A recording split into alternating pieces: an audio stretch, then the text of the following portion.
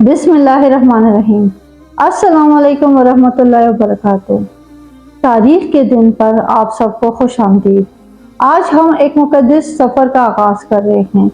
ये सिर्फ तारीख का सफ़र नहीं बल्कि इस्लाम की रूह तक जाने वाली एक राह है। ये है मस्जिद अक्सा की कहानी, अल-कुद्स का दिल, पहला किबला और वो जगह जहाँ अंबिया के कदमों के निशान बाकी हैं। लेकिन ये सिर्फ एक वीडियो नहीं है, ये एक सीरीज है और इस पहले हिस्से में हम मस्जिद अक्सा के अंबियाई ताल्लुक पर बात करेंगे। आए सफर का आगाज करते हैं। शहर बनने से पहले, सल्तनतों के उरूज व ज़वाल से पहले एक जमीन अल्लाह ने चुन ली थी, एक ऐसी जगह जो अमन, पाकीज़गी और नबूवत का मरकज बनी। मस्जिद अक्सा यरूशलेम के मरकज में वाक़या है, जिसे अरबी में अल-कुद्स कहा जाता है, यानी मुकद्दस जगह। सही बुखारी की रिवायत के मुताबिक ये मस्जिद काबा के 40 साल बाद तामीर की गई। कुछ रिवायात के मुताबिक सबसे पहले इस मस्जिद को हज़रत आदम अलैहिस्सलाम ने बनाया था, पहला इंसान, पहला नबी। फिर हज़रत इब्राहीम अलैहिस्सलाम इस मुकद्दस ज़मीन पर तशरीफ़ लाए। उन्होंने यहाँ इबादतगाहों की बुनियाद रखी। उनके बेटे इसहाक और पोते याकूब अलैहिस्सलाम भी इस इलाके में मुकीम थे। ये सरजमीन विरासत की सरजमीन है। फिर आए दो अजीम नबी और बादशाह, हज़रत दाऊद और उनके बेटे हज़रत सुलेमान अलैहिस्सलाम। हज़रत दाऊद अलैहिस्सलाम ने एक अजीम इबादतगाह की तामीर का आगाज़ किया और हज़रत सुलेमान अलैहिस्सलाम ने इसे मुकम्मल किया। सुलेमान अलैहिस्सलाम ने सिर्फ इमारत नहीं बनाई, उन्होंने एक ऐसी दुआ की जो आज भी जिंदा है। ए अल्लाह, जो कोई भी खालिस दिल से सिर्फ तेरी रहमत का तलबगार बनकर यहाँ आए, उसे बख्श दे। क्या खूबसूरत दुआ है। और आप सल्लल्लाहु अलैहि वसल्लम ने फरमाया, हज़रत सुलेमान अलैहिस्सलाम की ये दुआ अल्लाह ताला ने कबूल फरमा ली। यानी जो कोई भी इखलास के साथ मस्जिद अक्सा आए, वो सुलेमान अलैहिस्सलाम की दुआ का फैज़ पाता है। अल-कुद्स सिर्फ एक शहर नहीं था, ये अंबिया के लिए रब्बानी इज्तिमागाह था।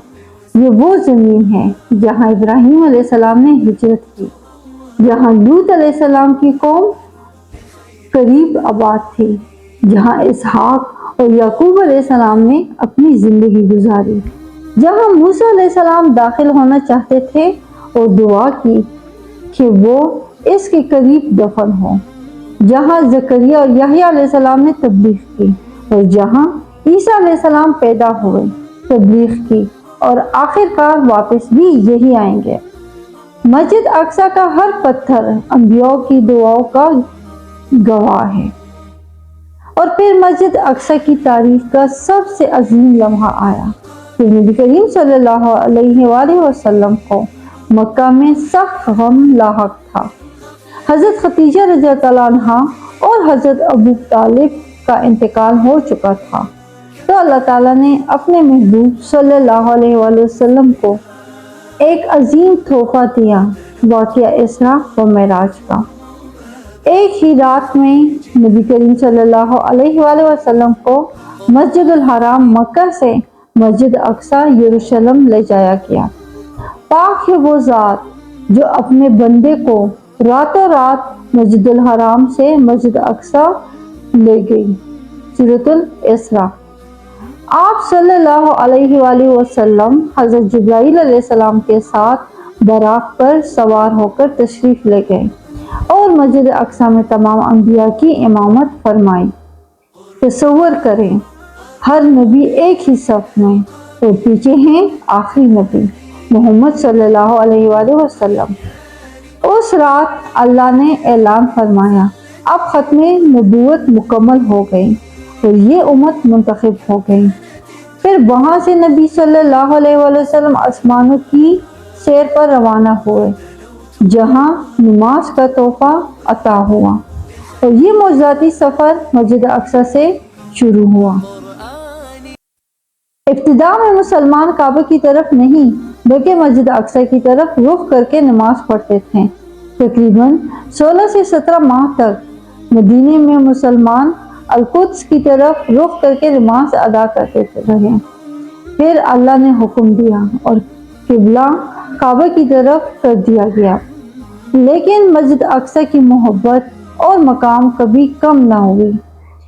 یہ اسلام کی تیسری سب سے مقدس مسجد بنی، مکہ اور مدینہ کے بعد۔